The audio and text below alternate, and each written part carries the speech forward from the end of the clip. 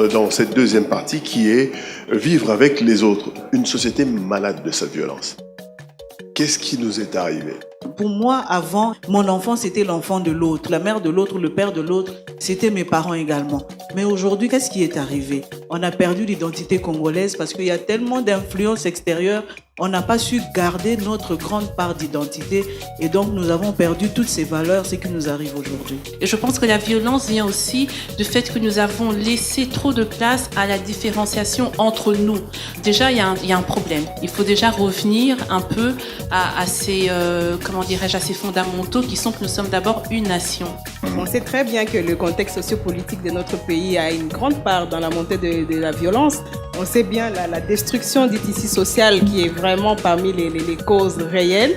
J'ai vu comment est-ce que les enfants qui sont restés orphelins de guerre, les enfants qui ont été enrôlés dans les groupes armés, c'est eux les criminels d'aujourd'hui. C'est eux qui sont servis dans les groupes armés. Mais tout ça, comme encore on a dit, la responsabilité est peut-être à notre côté ici. Et je serais très contente de ne pas entendre toujours les mêmes choses qu'on entend tous les jours. Mais en tout cas, ça nous ronge. Tirer sur le politicien, c'est se tromper de cible. Le problème, j'en viens.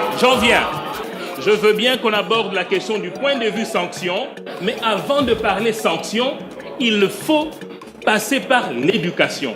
On parle de violence à un autre niveau, mais vous avez des violences sexuelles dans la famille, dans la chambre, des gens qui vivent ensemble. Là, c'est encore le politicien qui dit à un cousin et à un cousin d'aller ensemble.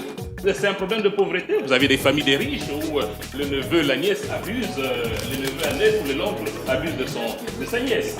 Donc, ce que je voudrais dire, la réponse se trouve dans l'éducation et la responsabilité des acteurs d'éducation. Vous avez les parents.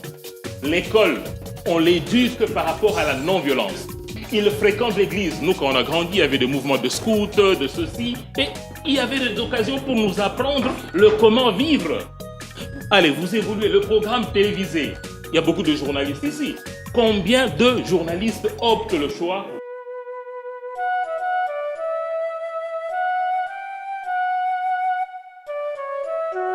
Donc, il y a un problème d'éducation. Il y a un problème d'éducation et la réponse va se trouver dans l'éducation à partir du bas âge. Qu'est-ce qui fait que quand je deviens politicien, je cesse d'être médecin au service des autres et je cherche à m'enrichir? Pour moi, c'est la désacralisation de la fonction paternelle. Et la fonction paternelle, c'est l'autorité et c'est l'éducation.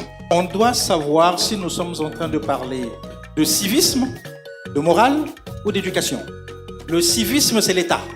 C'est son travail. La morale, c'est l'Église. L'éducation, c'est la famille. D'accord ? Ce sujet est tellement sérieux que nous ne pouvons pas commencer à nous jeter la balle. Pour qu'il y ait impunité, c'est-à-dire qu'il faut assurer à nos juges une certaine autonomie, une certaine indépendance. Or, ce qui arrive aujourd'hui, c'est quoi ? C'est que nos politiques sont conscients que nos juges, que nos avocats, etc., je veux dire, ils sont dans une telle précarité qu'ils sont poussés, ils sont affamés, et c'est donc poussés à ne pas suivre exactement les lois. Donc la responsabilité de l'État est de faire en sorte d'assurer une autonomie, une indépendance au niveau de notre système juridique.